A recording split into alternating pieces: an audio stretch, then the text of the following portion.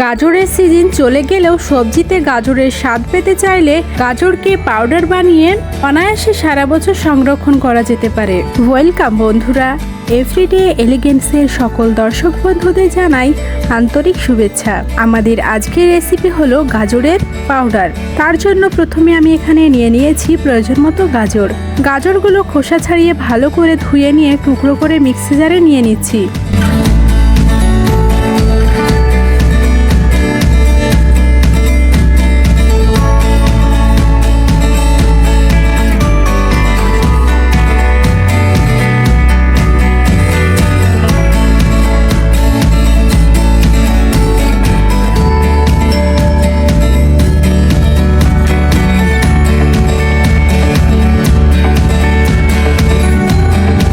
জল দিয়ে পেস্ট করে নিয়েছি।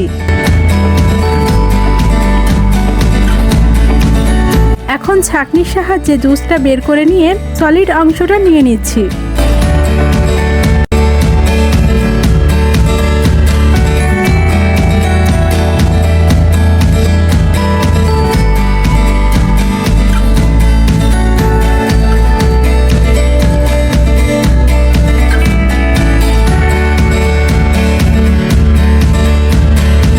একটা থালাতে খানিকটা তেল ব্রাশ করে নিচ্ছি।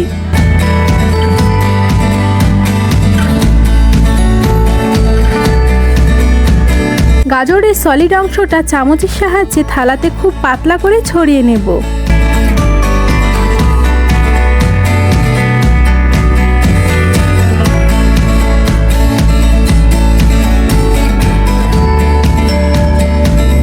ছড়িয়ে নেওয়া হয়ে গিয়েছে। এখন থালাটাকে রোদ্রে রেখে দেব সারাদিন। বিকেল বেলায় কি অবস্থা হয় আবার দেখাবো।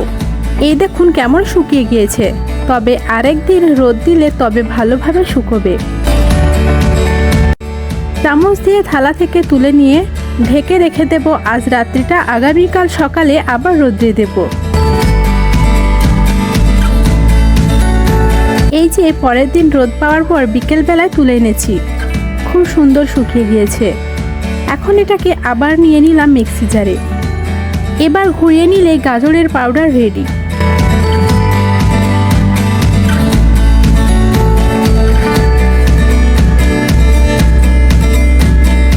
এখন এটাকে কাচের জারে রেখে দিলাম। এই পাউডারটা যে কোনো সবজিতে, ম্যাগি, চাউমিন, পাস্তা ইত্যাদিতে ব্যবহার করা যাবে। বছরের অন্যান্য সময়ে গাজরের চাহিদা মেটাতে আপনারাও বানিয়ে রাখতে পারেন গাজরের পাউডার। তাহলে কেমন লাগলো ভিডিওটা? ভালো লাগলে একটা লাইক দেবেন। আজ তাহলে এখানেই বিদায় নিচ্ছি, আবারও ফিরে আসবো নতুন একটা ভিডিও নিয়ে। সবাই ভালো থাকুন, সুস্থ থাকুন আর এভরিডে এলিগেন্সের সঙ্গে থাকুন। ধন্যবাদ।